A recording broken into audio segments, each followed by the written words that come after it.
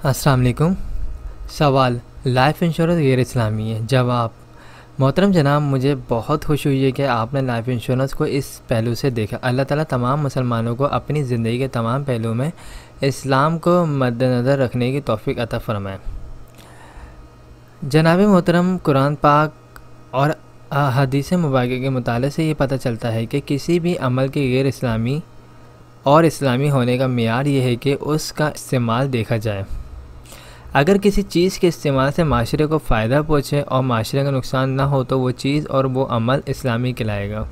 Life insurance ख़रीदने से, इसके इस्तेमाल करने से और इसके एक साथ जमा करने और इसका मैच्योरिटी क्लेम और डेथ क्लेम माशरे के लिए फ़ायदे लाने का बास बनता है और माशरा इससे मुनफ़ी तौर पर मुतासिर नहीं होता है, लिहाजा इसको गैर इस्लामी नहीं कहा जा सकता।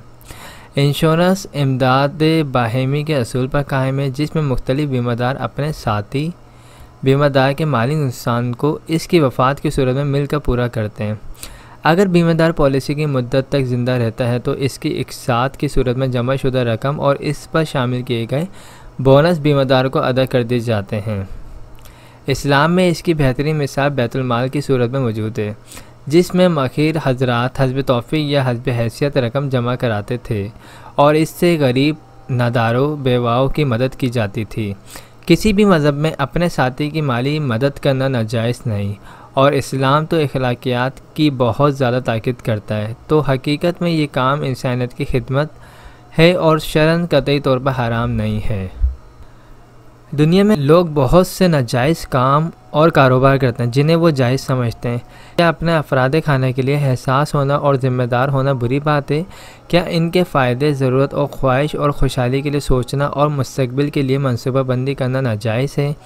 यतीम बच्चे के सर पर हाथ रखने से हदीस मुबारक के मुताबिक जितने सर के बाल हाथ के नीचे आ गए उतनी नेकियां मिलेंगी और इतने गुनाह सगीरा माफ़ हो जाएंगे। इस अमल से बच्चे को क्या फ़ायदा हुआ कि हाथ रखने वाले को इतना बड़ा अजर मिला। यहाँ गौर फरमाए कि बच्चे के सर पर सिर्फ हाथ रखा एहसास तहफ़्फ़ुज़ दिया तो कितना अजर मिला, और अगर दूसरे हाथ से 5 या 10 लाख का क्लेम चेक देकर ये कहा जाए कि बेटा ये रकम तुम्हारे बाप ने बीमा की सूरत में आपके लिए छोड़ी थी, ये लो और अपने घर की चादर और चारदीवारी का तकद्दुस बाहर रखो और बाइज़्ज़त ज़िंदगी गुजारो, तो क्या एहसास तहफ़्फ़ुज़ कम होगा या ज़्यादा? यकीनन ज़्यादा। तो फिर अजर व सवाब भी ज़्यादा होगा। लिहाजा बीमा ज़िंदगी के अमल के रद्द अमल से बेवा, यतीम, माज़ूर और बुढ़ापे में लोगों की मदद की जाती है और माशरे में अमन और सुकून पैदा होता है। लिहाजा बीमा ज़िंदगी जायज़ और हलाल है।